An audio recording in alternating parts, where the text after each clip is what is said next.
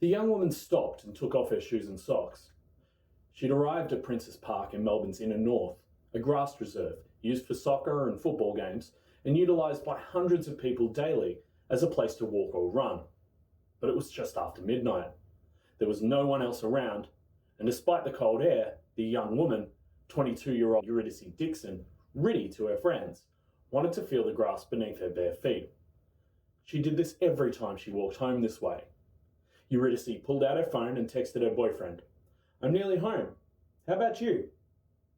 These were to be her final words. Let's take a stab at this.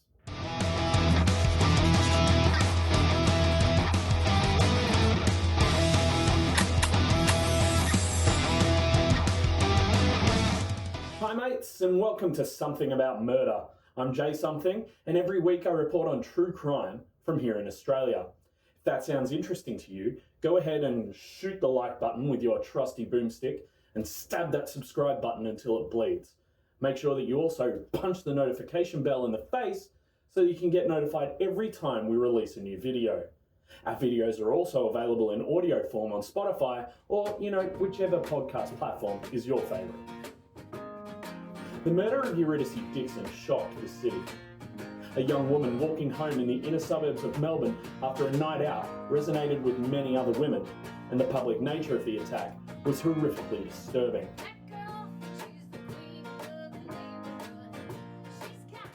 James Todd was born in 1999, the middle child born to his unnamed mother and his father Jason. The family made their home in the hard-living housing commission of Broadmeadows. In the 70s and 80s, Broadmeadows, or Broady as it's known to Melburnians, was the epitome of poverty and crime, but it settled a little bit by the early 2000s.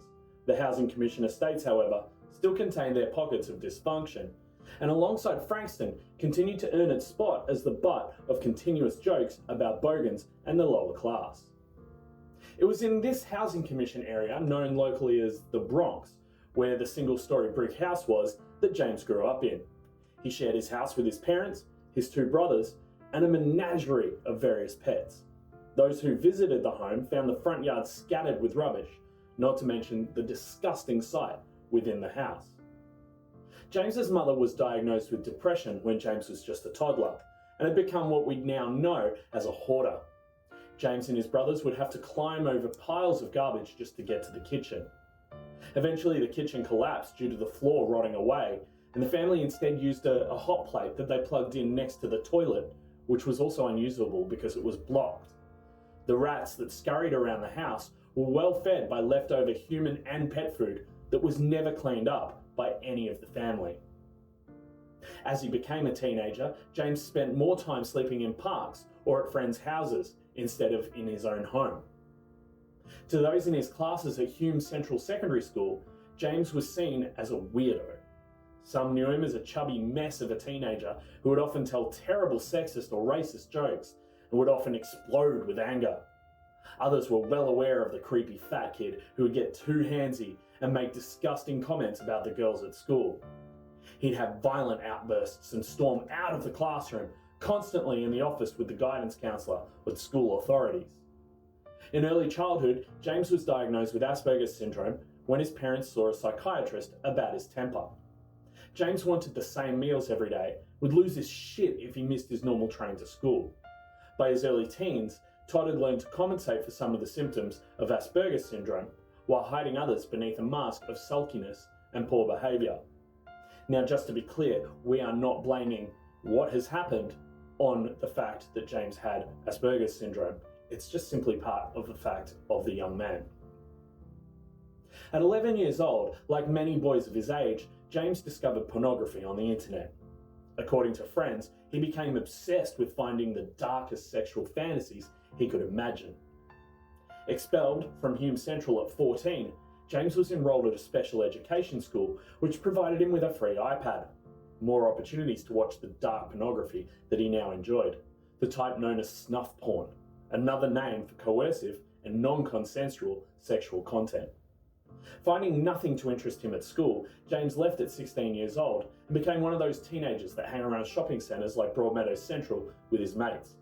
He was also being seen regularly by a number of psychologists, two of whom described, when questioned in court later, that he had begun regularly fantasizing about sexual control, holding down women, and raping them. He was smoking weed and drinking regularly, whilst also taking prescribed antidepressants. Friends would bet him to say things to women or minorities, would laugh at him or beat him up when he would fulfill the bet. Real good mates. Jaymes had become involved with a girlfriend when he was 15. They had a fairly good relationship, although she said later that there was a period of time where he would regularly try and choke her whilst they had sex. After they had an argument about him doing this to her, Jaymes stopped. He would stay over at her house a lot to avoid having to stay at his own. When he was 17 years old, Todd began undertaking vocational courses at Melbourne City Mission, a non-profit organisation for at-risk people in Melbourne. After a discussion with a careers counsellor, he enrolled in the Hospitality, Education and Training course at Hester Hornbrook Academy and began thinking that perhaps there was a future for him, maybe as a chef at one of Melbourne's many restaurants. Over time, the obviously staged pornographic videos Jaymes was watching became unsatisfying. He wanted the real thing, and the videos that he found on the internet were clearly scripted. His parents and girlfriend noticed his agitation intensifying in the early part of 2018. His hospitality course was coming to an end as well, signifying that Jaymes would have to change his routine in order to begin his possible career. But on the night of the 13th of June, 2018, his routine did change, in a horrific way. Eurydice Jane Dixon was born on the 10th of November 1995 to her parents Karen Walters and Jeremy Dixon. Both parents were fiercely left-wing. Karen was a socialist and Jeremy was vehemently anarchist. The two met on a student union picket line when they were both at university. Karen lost her call centre job when she tried to unionise employees. Due to his political leanings, Jeremy, of course, hated the cops. One afternoon in 2002, they came knocking on the door to his commission flat in Parkville. Having been out recently with Karen protesting against the US invasion of Iraq, Jeremy assumed that he was about to get hassled again by the pigs. But as he sat on the couch with Eurydice next to him, the truth was far worse. Karen had been found dead of a heroin overdose at Berkeley Square shopping centre in Brunswick. Eurydice was 7 years old with a younger sibling.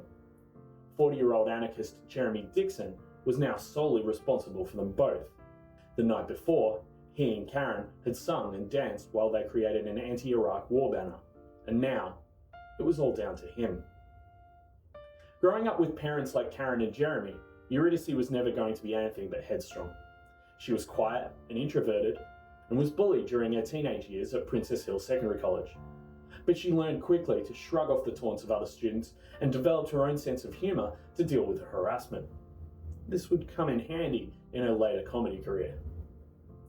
After high school, along with starting her bachelor's degree in childcare, Eurydice embraced her creativity.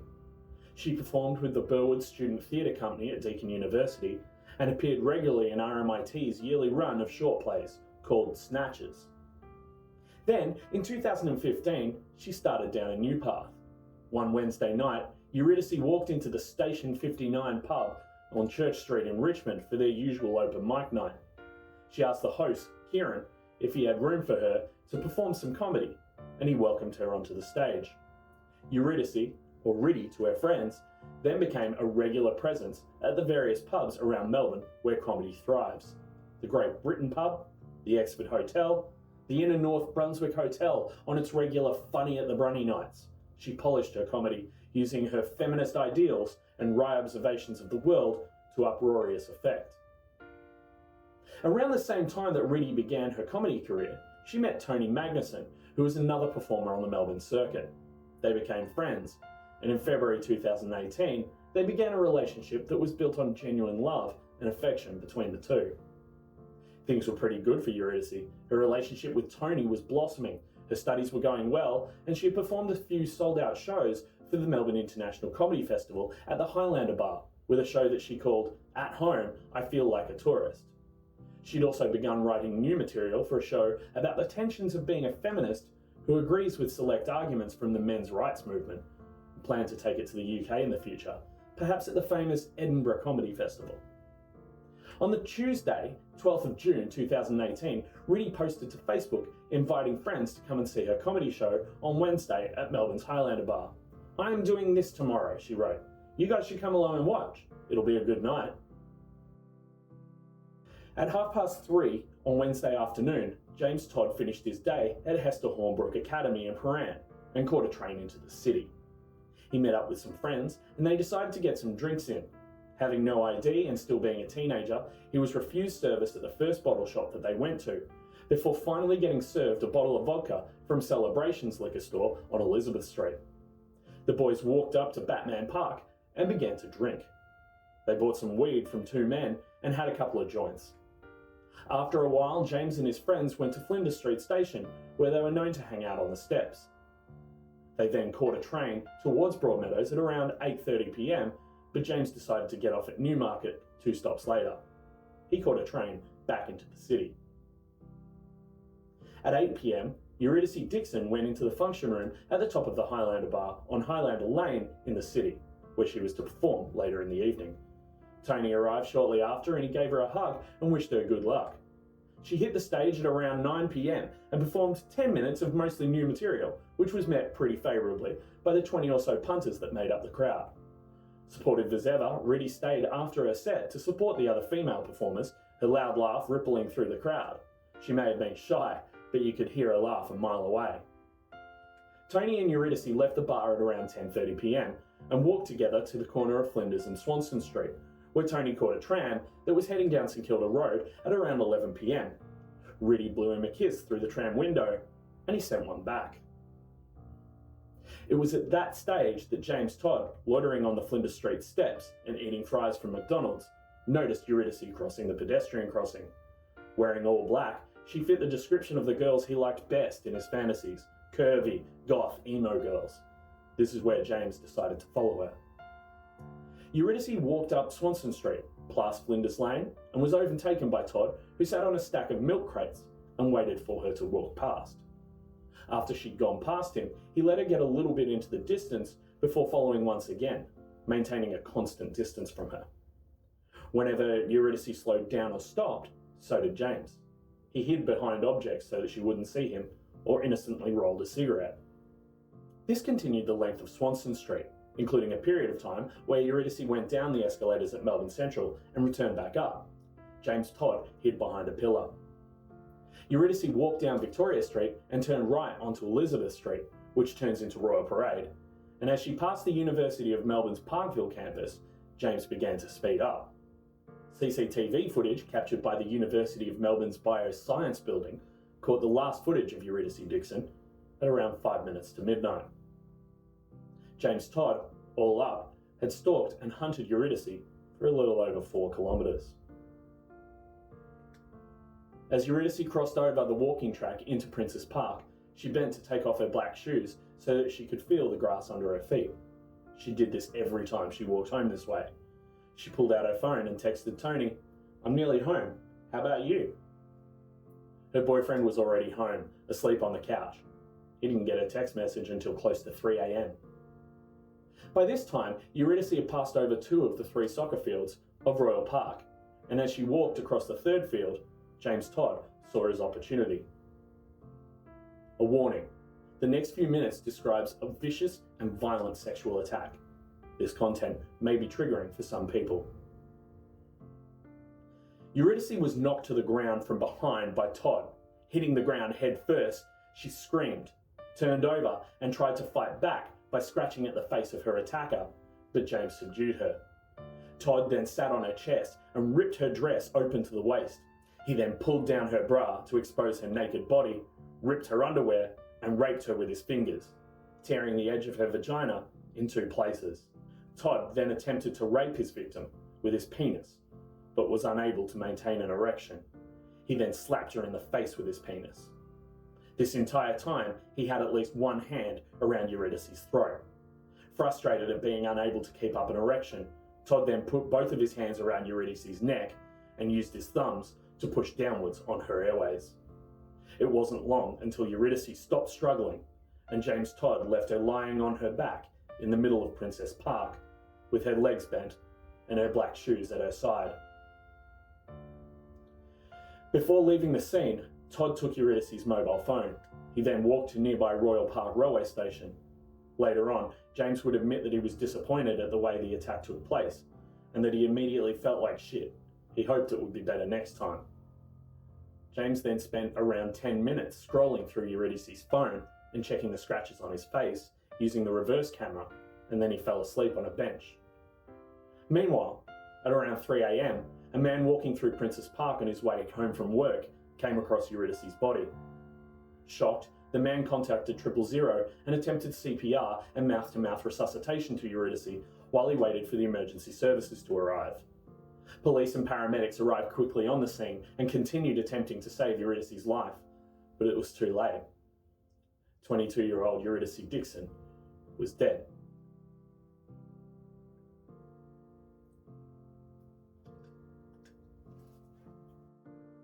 Police immediately set up a crime scene surrounding Princes Park and began their investigations of the nearby area. It was at around this time that Jaymes Todd awoke from his sleep on the bench at Royal Park railway station. He grabbed Eurydice's phone again and looked through it one more time. He then did a shit on the walking track near the railway station before walking back towards Princes Park. And as he crossed Royal Parade, he noticed the lights of emergency services vehicles. Jaymes loitered around the area for a short while, rolling a cigarette, before being told to move on by officers at the scene. Moving along as requested, Jaymes walked back down towards the University of Melbourne and caught a tram from Racecourse Road to the 7-Eleven on Boundary Road, near the Flemington Bridge railway station. He bought a coffee and a pie, and then caught a train and bus home to Broadmeadows, arriving at around 6 a.m.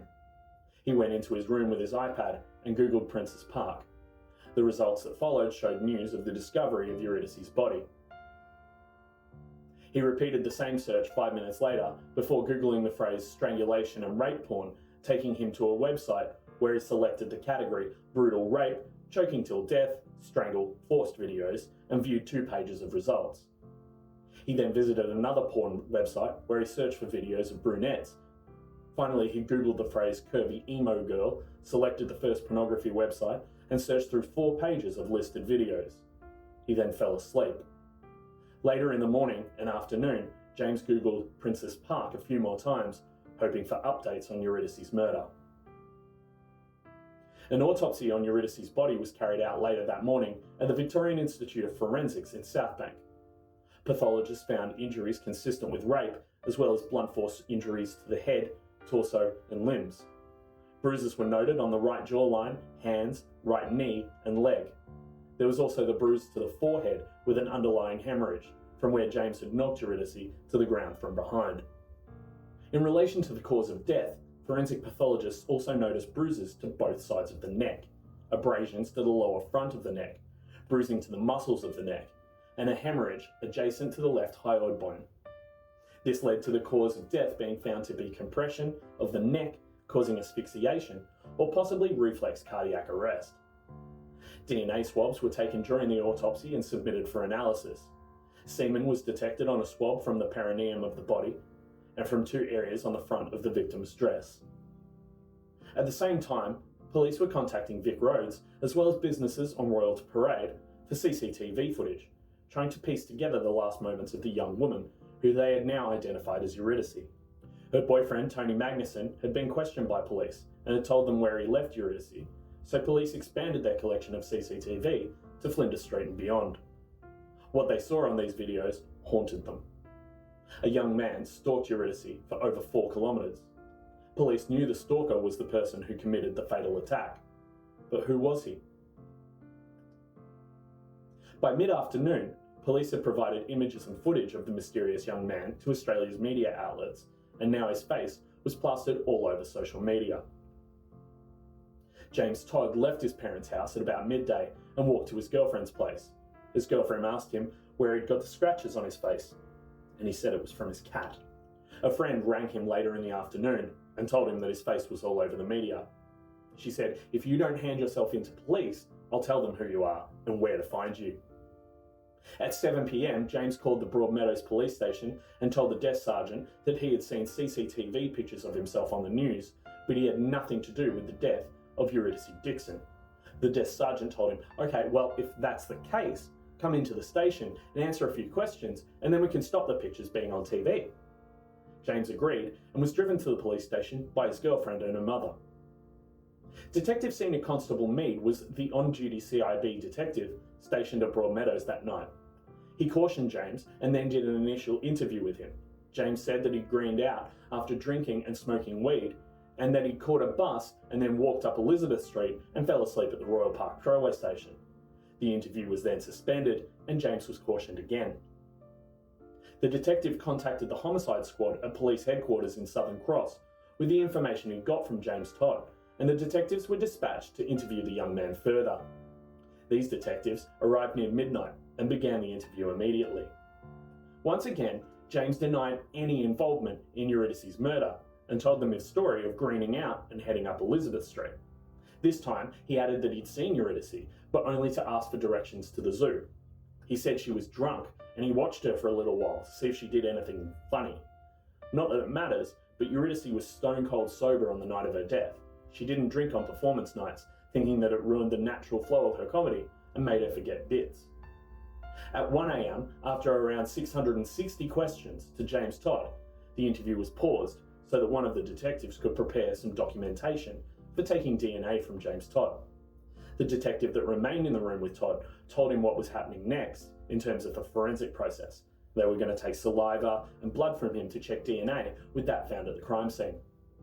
Jaymes Todd sat back, breathed out, and finally said, "Don't worry about the DNA. I did it, and I'll tell you everything." The interview started again, and Jaymes told another story. He said that he'd seen Eurydice 5 or 10 minutes before what had happened at the park, that she'd just been walking in front of him, and so he asked her for directions to the zoo. Jaymes maintained that she was drunk and couldn't tell him which way was which, and he thought he could steal her bag and get some money once they were off the main road. Todd said that he followed her into the park so he could take a piss, and that he saw she was falling over everywhere. She was either drunk or on drugs, he said, which of course was completely untrue. No drugs or alcohol were detected in Eurydice's body in the autopsy. Todd told police that he only wanted her wallet because he wanted a little bit of money, and so he went to grab her bag. His story continued that she hit him and ripped his shirt. Jaymes said that he attempted to defend himself, and in the ensuing struggle, both of them went to the ground. Todd didn't want to get in trouble for something as simple as a little bit of money, so he started to choke her and did not stop. Jaymes told police that he choked Eurydice for 5 or 10 minutes, although it was probably less. Jaymes said that after he stopped, he fled the scene, went to Royal Park railway station and fell asleep on a bench before waking up and catching the train home. Homicide Detective Sergeant Miller then asked Jaymes directly whether he raped Eurydice, and Jaymes said that he had attempted to rape her, unsuccessfully, and apologised for constantly lying. Miller then asked Todd to start his story again, and Jaymes then told a third story, which was a little closer to the truth, involving Todd seeing Eurydice at Flinders Street, but maintaining that he just wanted to steal her bag and that everything got out of hand once he attacked her. It was in this story where Todd admitted to raping Eurydice with his fingers and failing to maintain an erection when trying to rape her further. The interview was suspended again, and Jaymes undertook a forensic examination, after which he was interviewed once more, where he told the story again and went into detail about what had happened. Jaymes Todd was then arrested and charged with murder, rape, attempted rape, and sexual assault. Whilst in custody, Todd had numerous interviews with psychiatrists and psychologists, where he was eventually diagnosed with sexual sadism disorder. His Asperger's syndrome was once again confirmed. By the time he pleaded guilty in November 2018, the court had ruled that this was not a contributing factor in the crimes perpetuated on Eurydice Dixon. Days after Eurydice's murder, the Melbourne community came together to hold a vigil for her life. Meeting in Princess Park in the location of her attack, mourners gathered in song and silence to celebrate the life of the 22-year-old. I attended this vigil, and while very sad, there was a real sense of community there, a reminder to those who want to hurt women that they will not win. It was unfortunately sullied a little by a dickhead painting a large penis on the field the night before the vigil, which was covered up by tarps on the night. This person, who I refuse to name, was arrested in the following days and spent time in prison for what he said was a joke intended to trigger feminists. But Eurydice Dixon still believes there is hope. In September 2019, Todd, Eurydice's and what I sister believe Polly read a Eurydice victim would wish impact statement is that before he Todd's gets better. sentencing. In this statement, she said that she had experienced a chasm of pain since her sister's death, and more than anything, wanted to see her. She told the court that Eurydice lived an honourable life. She was gutsy and determined and clever, and when I think of her, I feel proud and inspired, and in this way, I'm surviving. Her boyfriend Tony Magnuson also read a victim impact statement to the court. Justice Stephen Kay sentenced James Todd to life imprisonment with a 35-year non-parole period.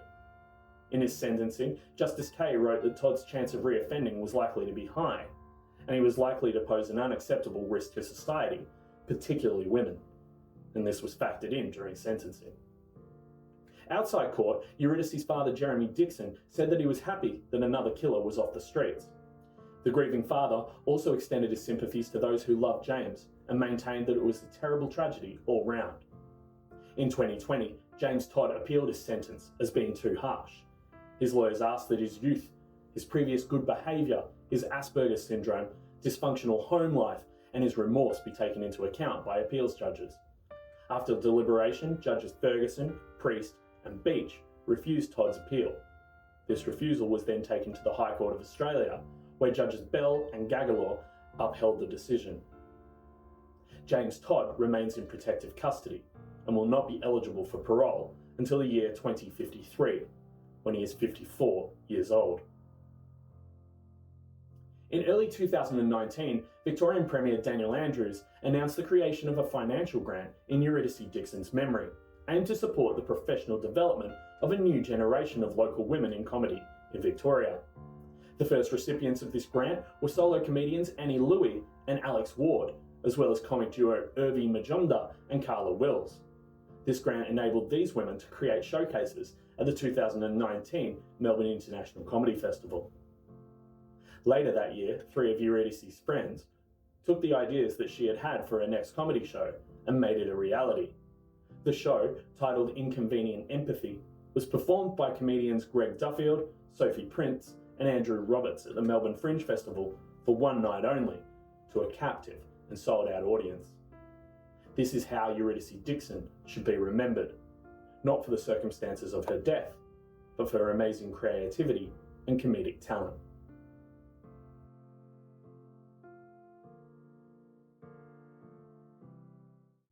Thanks for your time today. I really appreciate you watching the whole video. Join me next week as we trawl through another episode in the true crime history of Australia. If you've enjoyed this video, once again, please go ahead and shoot the like button with your trusty boomstick and stab that subscribe button until it bleeds. Make sure you also punch the notification bell in the face so you can get notified every time we release a new video. Stay safe out there.